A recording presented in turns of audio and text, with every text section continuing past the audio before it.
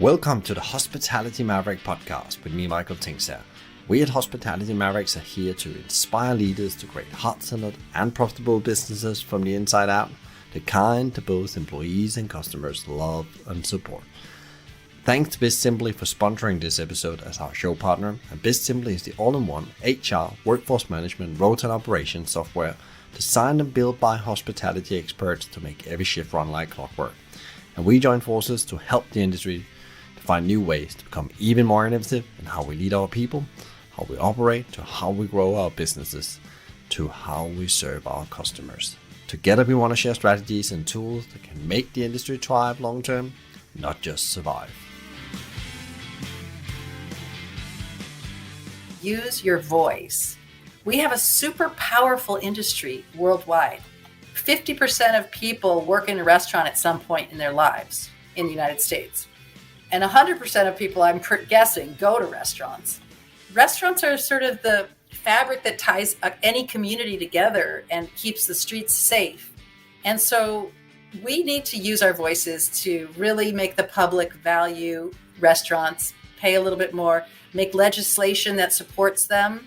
A lot of the good operators are doing a lot of the right things, but we don't have time for everybody to opt in when they feel like it. We have to make the industry more hospitable now. This is Sue Miliken, a hospitality trailblazer and maverick. She is known as an activist, author, chef, and restaurateur. And you will find out in this episode she believes and hopes for a more humane, profitable, and agile industry. Sue and her business partner Susan Feniger founded the critical acclaimed City Cafe in LA in 1981.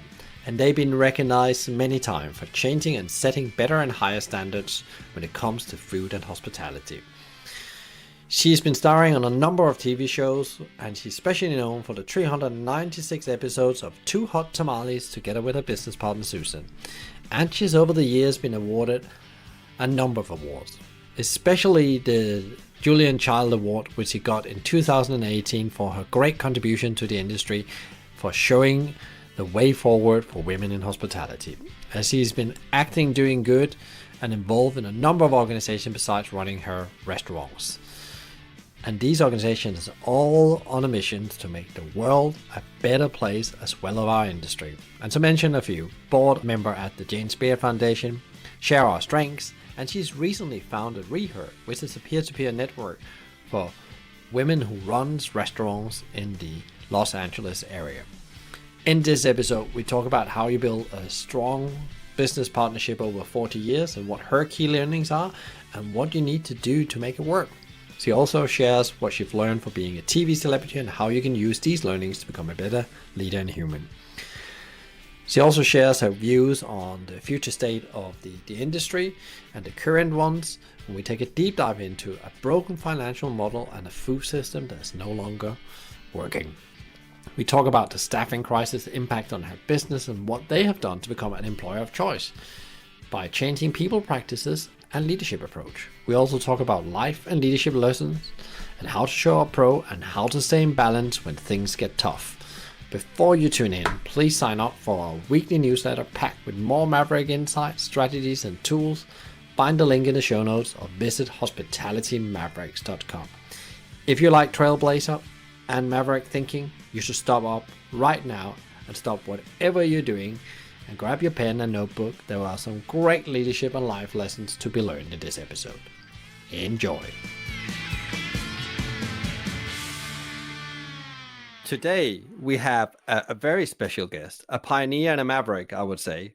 During her career, which is actually impressive 40 years in our industry, always been setting new and higher standards when it comes to how she operates her restaurant and how actually we take the restaurant industry to the next level. She's also been a huge influence on us, how we as humans interact and understand food.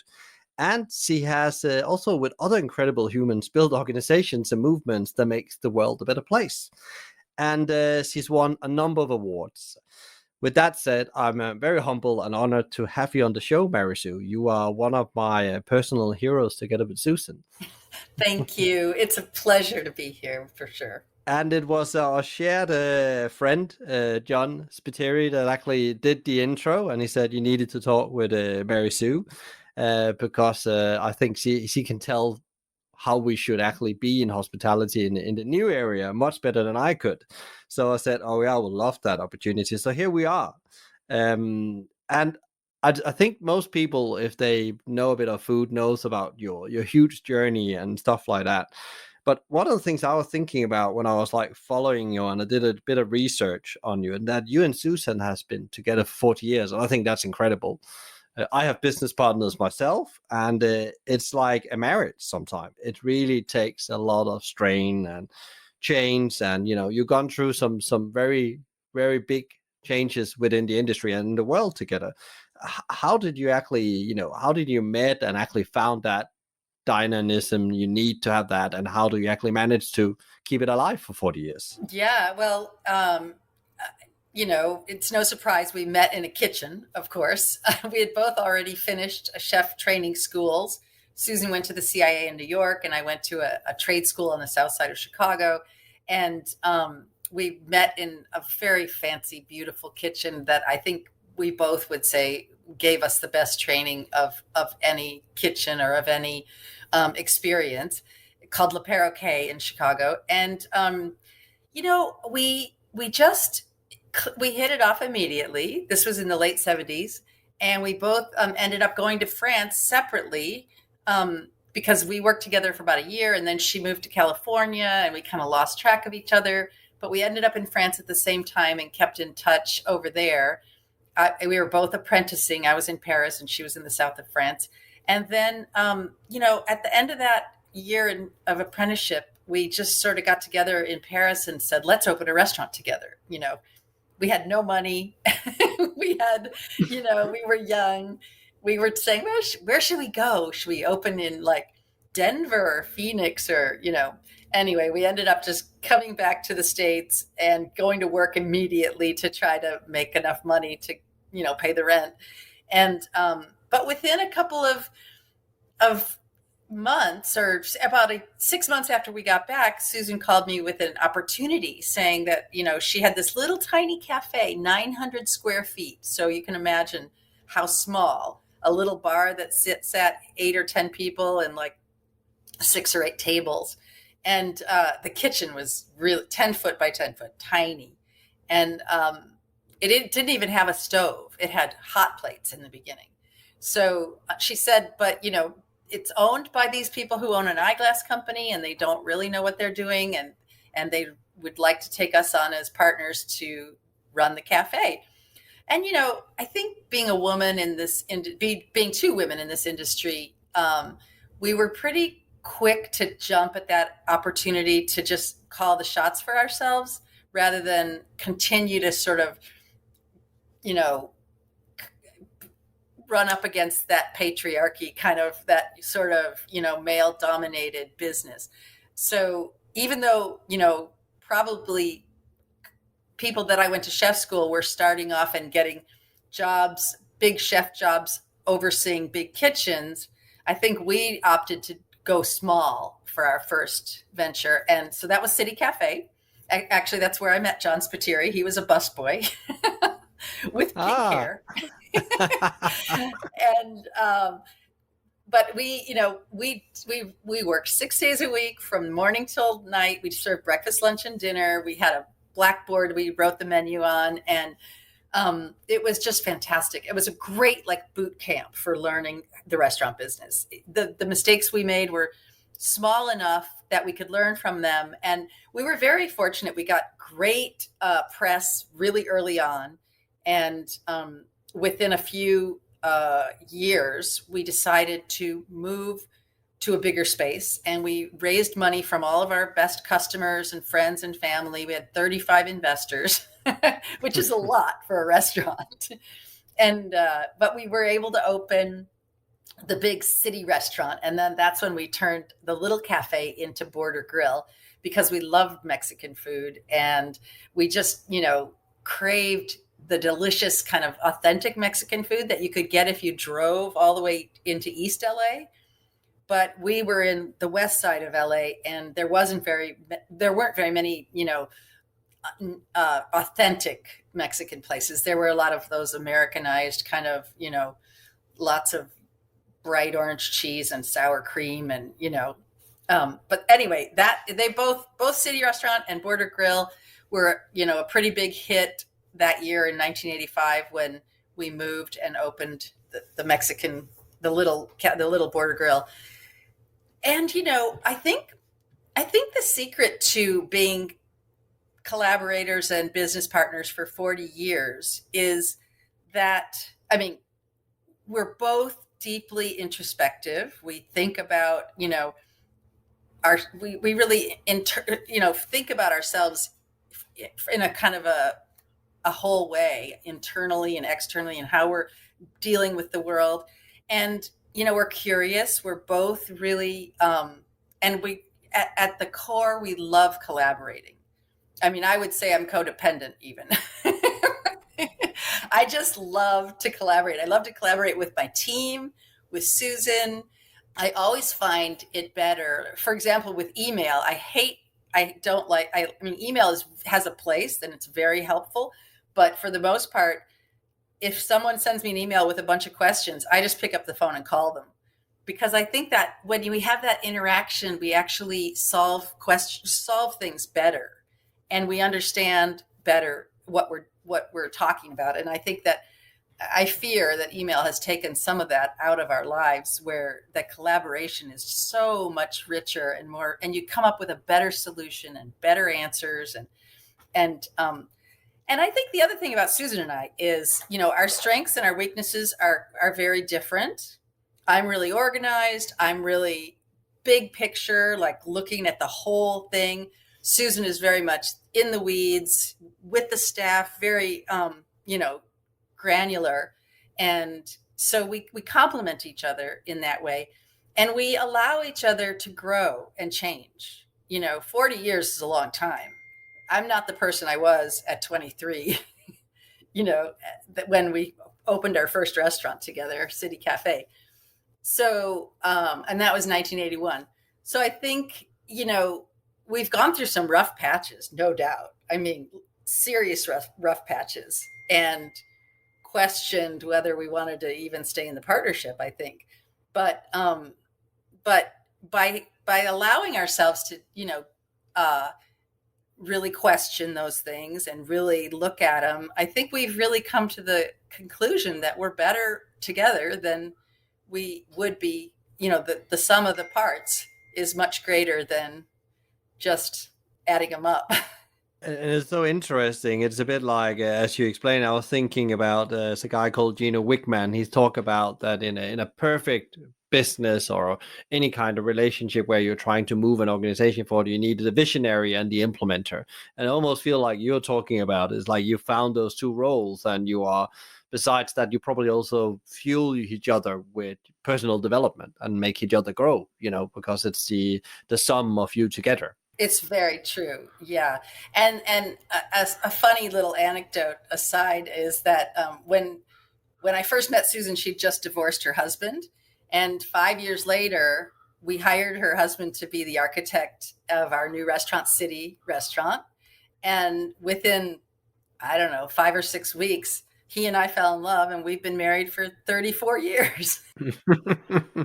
Well, that demands a strong partnership then. Yeah, I always joke that I have her try everything first. Yeah. And you went on an incredible journey. Besides, you opened a number of business together. You've done a lot outside as well. You've done TV shows, and one of the things I was thinking about preparing for this as well, like, I guess you didn't plan to become a celebrity chef. I think you can't plan for those things in life, but you became a celebrity chef together with Susan. What did you learn about yourself doing? I think you've done more than 350 cooking programs on the Food Network and others as well. What is the top learnings? Well, one thing that I came away from it with is that the hospitality industry is the best industry around. The entertainment industry is a lot more brutal and cutthroat and not as I mean, we're so lucky to be I feel, in the hospitality business. I mean, sure, it's hard to make money.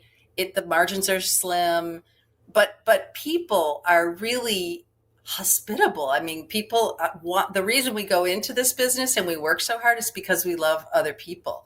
And I don't, it's got a little bit less soul. It's a little less soulful in other industries, I noticed. And I like being with people. I like that interaction, like I was saying earlier. And I think that, you know, writing cookbooks and doing TV shows, and we had a radio show for many years. It was just a great way to kind of engage an audience that then I could talk to in the restaurant. And so I think it complements each other. I think if you're a celebrity chef who just does TV and you don't have a restaurant, I mean, I would find that a little bit less fulfilling. I mean, you'd see your fans and everything, but I guess I just love the way it all fits together, because you have the restaurant where you're, you know, creating new dishes and practicing new techniques and doing things. And then you can go talk about it on your TV show or your radio show or in your cookbook, and, you know, keep on pushing and learning and challenging oneself. I think that's what I love about the industry and about cooking, is that there's just, you know, I'll never stop learning. It's just every single day is a new revelation to me. That journey also made you learn and actually engage with the audience. And actually, you know, a lot of successful concepts or restaurateurs or chefs right now, they are doing in principle what you did, you know, decades ago. So you started a bit of a revolution at that time. With a few things like radio would be podcasting today, and I know there's lots of fellow industry people that does as well, because they want to give something back, or they want to have an influence on something. A lot have happened in the 4 decades you've been involved, and then the pandemic came along and threw everything up in the air. There was already some signs that we were going through some challenges. What is your view on the current situation? Because there's a lot of hardship out there, but we're now trying to come back. Yes, we are. And I think, well, I'm a glass half full kind of person. So I feel like there's a lot of silver linings in the pandemic for our industry. It's really laid bare the how fundamentally broken our financial model has been, how we need to really make big changes as operators, but also as diners. You know, I think, and I think diners who went for many, many months without the opportunity to go to a restaurant really missed it. And I think now is a kind of special moment that we can capitalize on to really get the message across to diners that this model was broken, and long before the pandemic. And it's time now that we value that experience of going to a restaurant and pay for that experience what it should be worth. And that means that what it should be worth when the restaurant has enough money to staff appropriately and really create a working environment that's healthy for our teams, so that we're not constantly stretched thin and asking someone to work a double or a sixth shift, or, you know, because we can't quite afford to have extra staff, but people do get sick. And that's true from farm all the way to fork, you know. So the food system and the model has to do with, you know, more than just the restaurants, you know, on the backs of immigrant labor, where, you know, the working conditions are also can be appalling, you know, all those things. And the disruption in the supply chain also has hit pretty hard and brought to light, you know, how fragile the food system is. And so I guess I'm really excited about this moment, you know, for our industry to reinvent itself and to come back in a way that's stronger and more hospitable. It's interesting that we're the hospitality business, but it's not been the greatest place to work. When I started in the industry, I got $3.25 an hour, $3.25.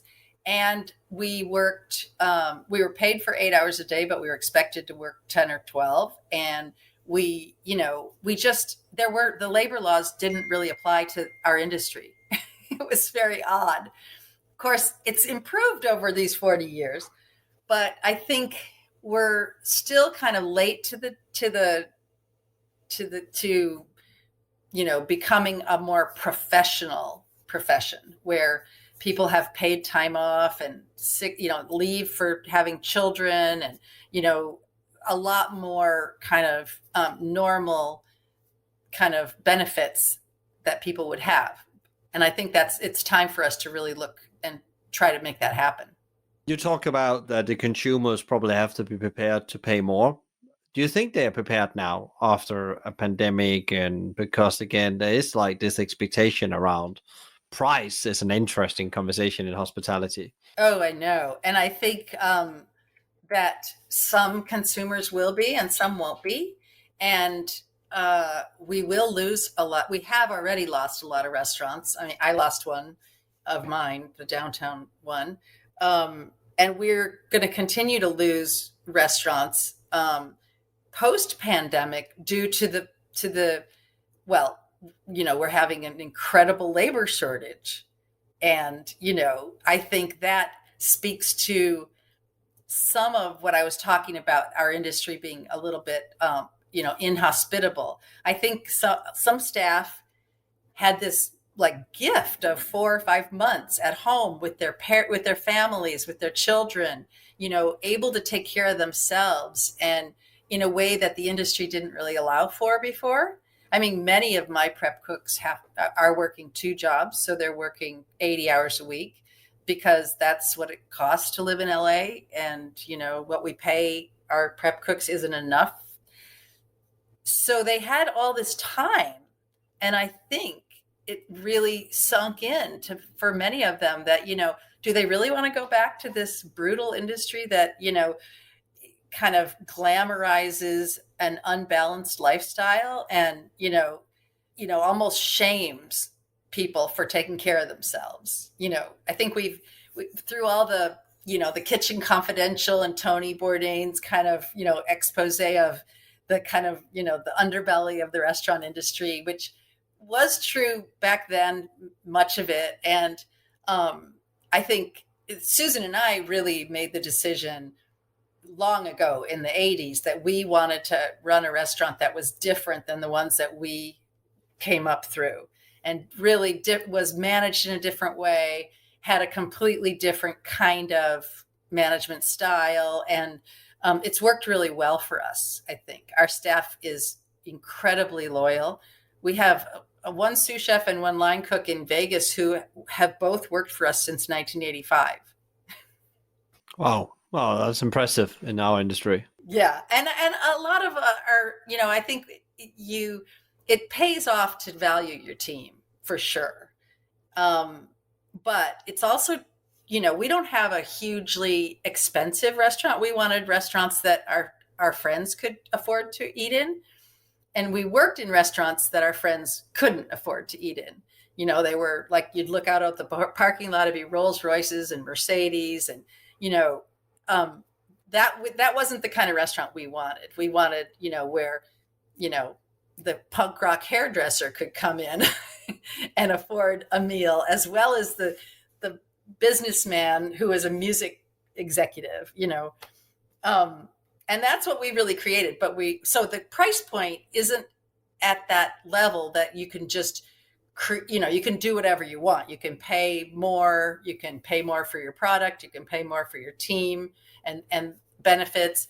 So I understand the challenge. It's definitely difficult for sure. And it has been. And a lot of my friends who own restaurants and have owned restaurants for 20 or 30 years, in the last 5 years have said, I'm getting out of the business because the financial model's broken. So we have an opportunity right now, though, I think, to just really make a change. Yes, so is it possible to rewrite the playbook in principle, you say?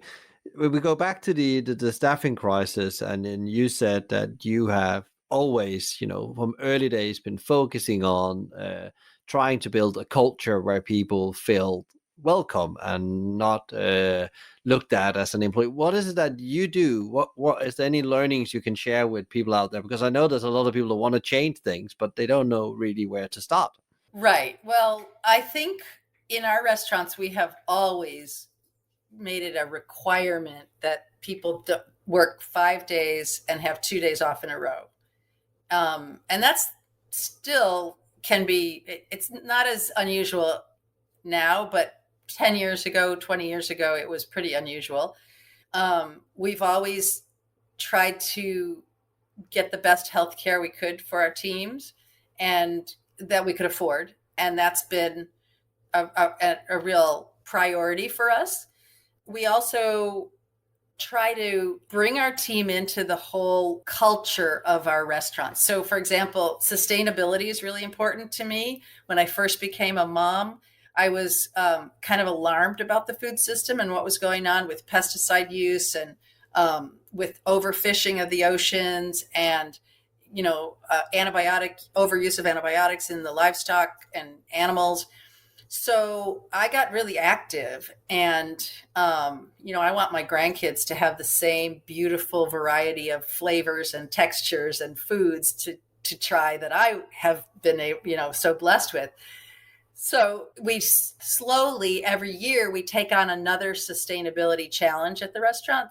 We do only sustainable seafood and we do only non-GMO and proteins that are raised without the use of antibiotics. And I think the team really gets to kind of become part of that. They're very proud of it. They learn. It's educational for everybody. And then they teach the customer about it. Your frontline marketers, your servers. So I think that one thing that keeps our team motivated is that. They're part of a restaurant that has put a stake in the ground and said, we're going to do good things for the planet.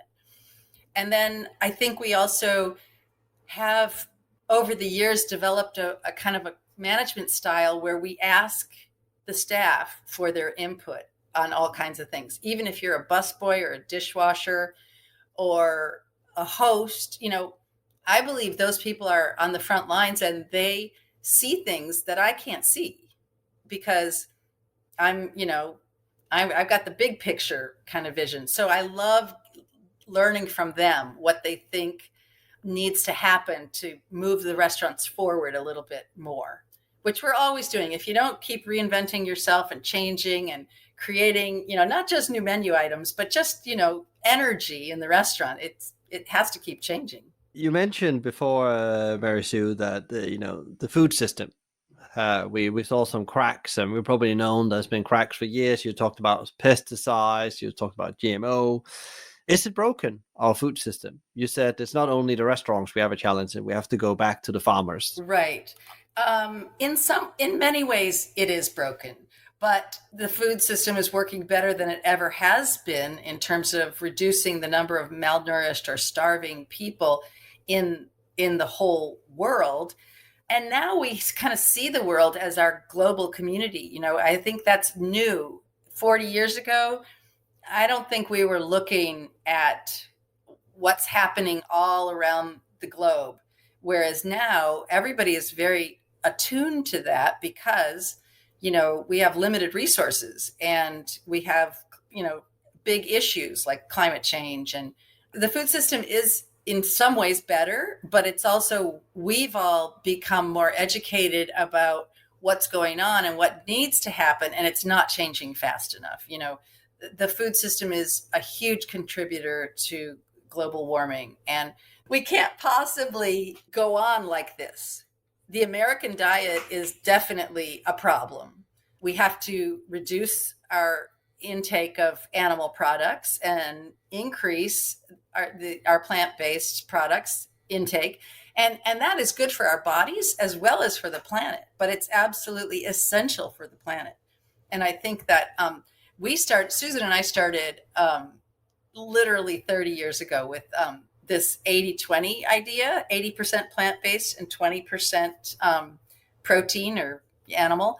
And, that's how we both eat, but it's also how our menus are designed so that there's a lot of options for vegetarian and almost vegetarian, and we can make anything vegan because we have a lot of vegans and we are happy to cater to that. But we like to create a dish that is so delicious that hardcore carnivores, they don't miss the meat. That's the goal. Like, as a chef, we're supposed to be able to sprinkle that fairy dust on the very plant forward dishes and have a meat eater go, well, I don't really miss the steak or the fish or the whatever. And you can do that with things that are really, there's an umami that you can get from like anchovies or bacon.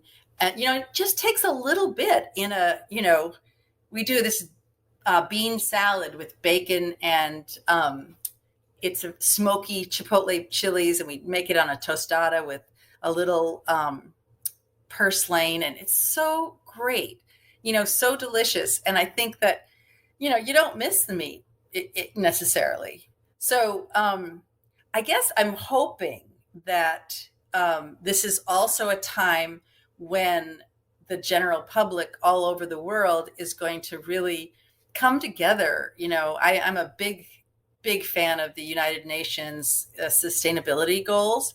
And actually in London, I was part of the beginning of the Chef's Manifesto kind of movement. And I sit in on those meetings now and again because they're connected to those sustainable development goals that I think are so important. And of the 17 goals, I think, probably 10 intersect with the food system, and so I would like to see down the road, every restaurant in the world have sort of a dashboard on their website that kind of shows how they're doing on, gender parity and how they're doing on, increasing plant-based food consumption and, like an actual measuring of all of our behaviors, because we don't have that much time left.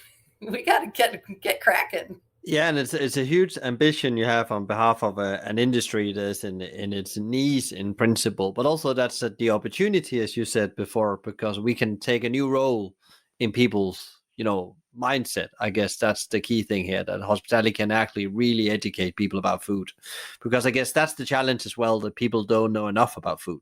Yes, they don't know where their food comes from or how it's grown.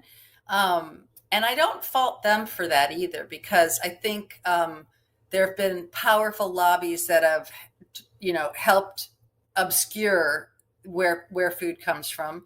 And many people are living at or beneath the poverty line and working, like I said, 2 jobs.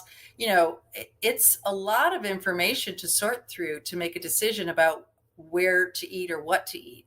And you can't expect that every citizen of the planet is going to have time or energy or be able to do that. That's why I'm a big believer in lobbying our legislators to do a better job of protecting our citizens and the planet. So many of the horrible diseases that are afflicting Americans anyway are diet related, and that comes right back down to the food system too. We've been subsidizing the corn industry, and then there was so much corn that the high fructose corn syrup kind of got into every part of the diet, into everything, and so it's costing us a lot in healthcare costs, because, and I feel that's a failure of on the government's part, to protect us and, to really, cater to that lobby that has been lobbying for, and it is a very, it's a lot of these decisions that are so profit based that are affecting the food system we have to rethink those. It's a different world now. And I think, capitalism has got us this far, but it's not going to get us to the next step. I'm just a horrible liberal. No, no, I think you're absolutely right for cause profit is what you need to do to make positive change in the world, and it's not the outcome, it's the fuel for that. And I think you're spot on that there's some really we had a couple of weeks ago, and he's going live actually this week. Tom Barton from a UK-based burger chain of all, talking about regenerative farming and how he is now going through their supply chain again to find out that they make sure they get the best produce and the most that's best for for people, communities, and the planet. And that's interesting that they've been in business for 10 years, and they could have opened probably 40 restaurants more, but they decided not to because we need to fix that problem first. Yeah, that's exciting. There's a movement here called Zero Food Print.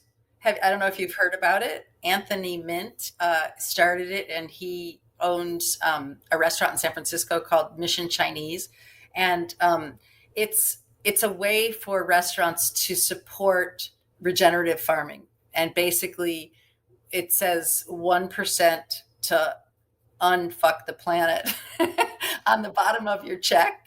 And that means that 1% of the sales are going to a fund that is state run in California, but it actually supports ranchers who are changing from traditional methods to regenerative ranching and farming. So I think that that's a great.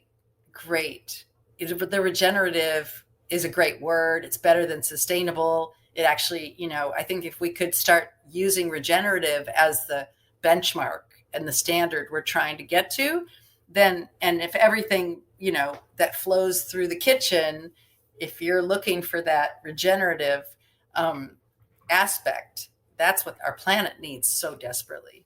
Going on to another challenge, because the food system is a huge challenge itself. There's probably a 10-hour podcast on that also, with my own passion around it. But we're talking a bit about like diversity challenges in hospitality. I know you're a bit advocate for women leaders in the industry, but also that we get more diversity.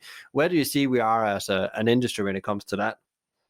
Well, from my perspective here in the United States, anyway, the challenge is really not how many Black, brown, gay, trans people are in the industry, or the workers. We can attract those workers, no problem. And we do, and we employ a lot of them. But, and I think we've always welcomed diversity in kitchens. Um, and especially in kitchens. I don't know about the front of the house as much, but it's always, since for 40 years in my experience, it's been a very welcoming place for people that didn't fit in maybe necessarily very well in other places. But the huge problem and challenge is that so few of these minorities are in any kind of position of power, including women. 50% of the graduates from chef school here in the United States are women, and 7% have top executive chef jobs. That's just shameful, in my opinion. Wow, yeah, that's an an outstanding number in a very negative way. Yeah. Yeah. And, part of it is because, women hold the families together. We have babies. The industry's not very, hospitable or attractive to women. We don't take into account that, women need paid time off for maternity leave, and we don't have that built into the financial model. But I think there's some great things happening right now around that. I think, especially, in the United States, after the racial sort of reckoning last summer and the George Floyd murder, it's been really good and great to see so much like consciousness around every event I do. And part of what I do is every event I get asked to do, I say, well, who else will be there? And if it's like me and 5 white guys, I'm like, you know what? I think you should look back at the diversity of this event and then call me back, but I don't want to be part of that anymore. I don't want to support it with my time and my energy. And I think a lot of people feel that way. And a lot of people are, deciding to try to make a difference in a bigger way than we ever have for that diversity challenge. We during the pandemic, I'm very proud of this. We started a new organization in Los Angeles County called Regarding Her. It was kind of a, something that grew out of my work with the James Beard Foundation. I'm on the board of trustees, and we, during the pandemic, in the early days, we got a bunch of women operators together to have monthly calls and sort of share stories and ideas of how are you pivoting? What are you doing? What grants are you trying to apply for? And just helping each other. And there were 9 of us in LA who were really consistently going. And then we just coalesced into a group that created this nonprofit. And within, I don't know, like 4 months, we had over 100 members, and it's free membership. So if you are a woman owned, not 100%, but more than 50% or 50 or more women owned entrepreneur in food and beverage, you're welcome as a member. And then we put on a festival at the end of January last year called 10 Days Regarding Her. It started on the anniversary of the first Women's March in 2016 or 2017, I think. And we really highlighted women-owned restaurants all over, and we were very, very, intentional about the diversity factor. We went to, all over the county. Geographically, we were very diverse, but we also got, all the big name hard hitters, Suzanne Goen, Nancy Silverton, the people who've been around and been leaders, they were all part of it. But we also found, little tiny restaurants in Compton or, in the South Bay or in Woodland Hills or, really like little places that are owned by immigrants or, women of color. So we had over 50% of our members at the first launch were women of color. And that was exciting because we also did this great cross-pollination, and we did all these collaborations, which I think the difference between the way women approach life and the way men do, and it's not, of course, 100%, because we're all a mishmash we're all on the spectrum between men and women somewhere. But I think, women are very focused on collective success, on success as, a team and as a group that is doing things together. Whereas I think men are more focused on sort of individual success, and they don't see it the same way, which is why we need more women in power, so that there can be some balance of those two things is going to be what kind of is, I think, going to help solve a lot of the world's problems. But in Regarding Her, we were able to drive a lot of business to these women-owned restaurants. And we were also able to collaborate where I had, Hotville Chicken, the chef Kim Prince, an African-American, come up to my restaurant in Santa Monica and make Hotville fried chicken tacos. And I went down to her restaurant for a day and made Santa Monica Farmers Market street bowls, because we wanted to do a collaboration. And so people in Santa Monica don't ever get down to Crenshaw to eat her chicken, but now they do because it's amazing and delicious. And we introduced her chicken to the Santa Monica community. And so we did a lot of those, and it was very, very successful. And then we raised some money and were able to give out 15 $10,000 grants to women. We had a great grant selection process and committee, really powerful people in LA that volunteered to be on the committee and do all the evaluation. And then we're also actually now going to expand to other cities in the country. And I feel that we have kind of figured out something that I've been working on for a long time, which is how to create that social change. It's just hard to do, but we're doing it on a more local community level with deep roots, and we're seeing a lot of success. And I think that if we can also like give the playbook for how we're doing it to 10 women in Washington, D.C., and then, we're going to do a beta test there. I think that it'll really, we have a map on our website where you can find all the women-owned restaurants. We now have over 300 members and growing.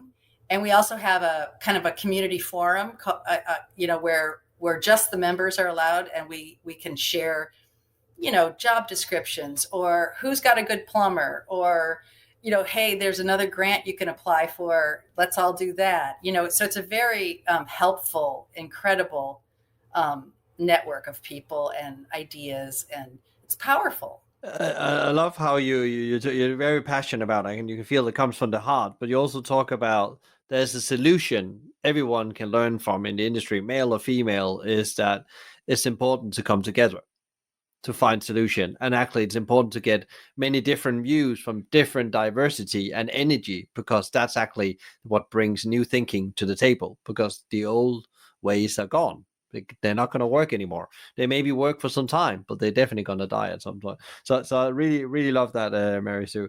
What going through, 4 decades, you met a lot of people. But, if you had to mention 3 that has been most influential to you and where you are today.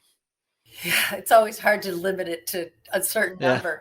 But, when I was 16, I met a baker, a gay baker named Greg Duda. And he, my family was going through a lot. My parents had been divorced, and my sisters had both gone to college, but we were they had used most of the college money. And for me, there wasn't much left over. And when I met Greg, I wasn't that excited about an academic career anyway. And I always loved cooking, and I loved working with my hands. I didn't realize that there was a profession that I could go after until I met Greg.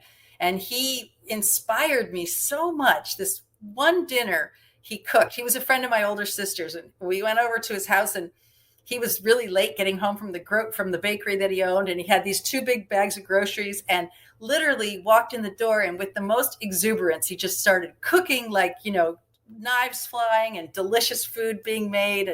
And I said, how could I become a chef? And he said, well, I'll get you into chef school, here in Chicago. You can go to the one I went to. There's a waiting list, but I think I can get you, to jump the line. Of course, he didn't quite, but so he was a huge, huge inspiration to me. And we were lifelong friends, and he sadly passed away when he was 50. But I think that he definitely, his approach to food, his passion for food, we actually lived in the same house together for several years, and then he moved to California eventually. So he's been a big, big influence on my life. Now, another person would be Julia Child, who had the great fortune. She came into City Cafe in 1981 and ate our food, and was a huge champion for women, and was super, super, in love with the food, loved me and Susan, also just wanted to help us, and wanted to, she invited us to be on a TV show with her, one of her TV shows. And we spent 3 days with her filming at my house, and just her manner, the way she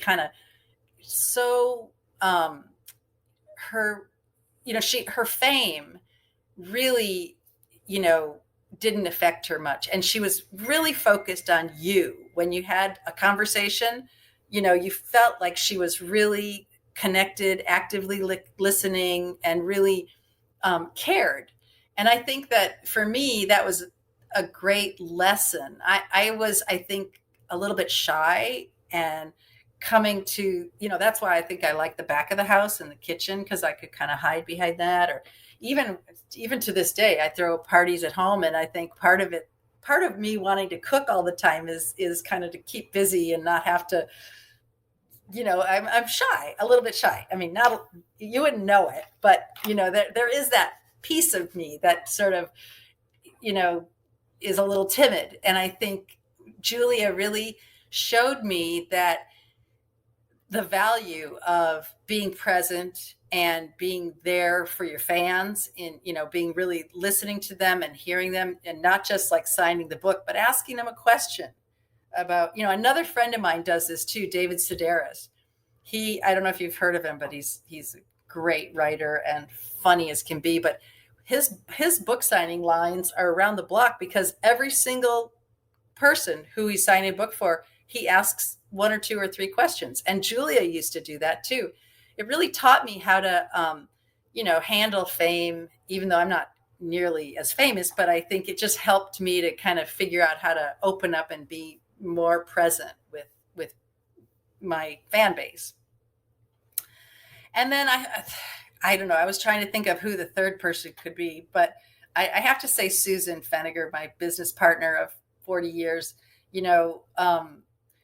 she's been such a huge inspiration and influence on me. I feel like we just like grew up together in so many ways. And she has taught me so many things about myself and, been there. I think the thing about having a partner is you don't really care about them when everything's going well. We're succeeding, the money's coming in, everything's great. It's like, yeah, I don't need a partner, do I? But then we've been through so many ups and downs, from 9/11 to the 94 earthquake, when the whole front of the restaurant came crashing down and business went from what became like 25% of what it was previous to the earthquake.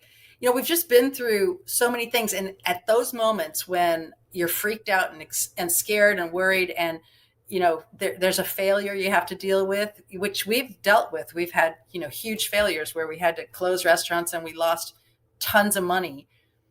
That's when you want a partner. That's when you want someone to be there at your side. And that's when we both laugh about it, how much we value having a partner during the darkest of times. That leads me, we're almost wrapping up here, Mary Sue, but it leads me to a question John Spiteri, he sent to me, because he said that, can you ask her how she keep going, again and again after 40 years, and, it's just been ups and downs, as you say. How do you keep finding the energy to get up every day and give it a go? Well, this career has never felt entirely like work. It's always felt like, my passion, my love. And I feel really very fortunate to have found something that getting up and going to work doesn't feel like a drag. It feels like another possibility, another opportunity. But, I'm 63. I don't have as much energy as I had 20 years ago or 40 years ago. But I do, one of the great things during the pandemic has been that Susan, who's 5 years older than me, and I, are pretty conservative when it comes to our health, and we want to stay really healthy. And before the vaccines were available, we just didn't want to leave the house. And so we didn't. We stayed in our homes, and we led from afar, from, Zoom and phone calls and talking.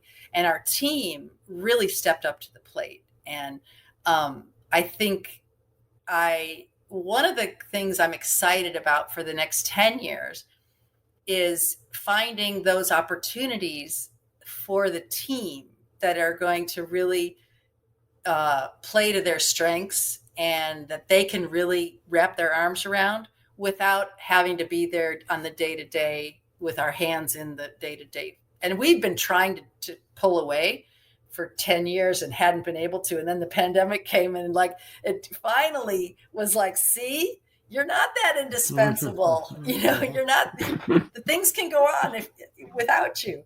I mean, I went on a 25-day trip on the Colorado River with no internet in May last year. And I'm leaving this Friday for a bike trip in Italy and a couple of weeks with my husband.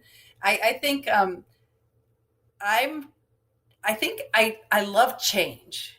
And that's interesting because a lot of people hate change, and it's very hard to get them to change. But for me, 10 years of working in the kitchen, like all the time was enough. Then I wanted to write cookbooks, and then I wanted to do radio shows, and then I wanted to do TV shows.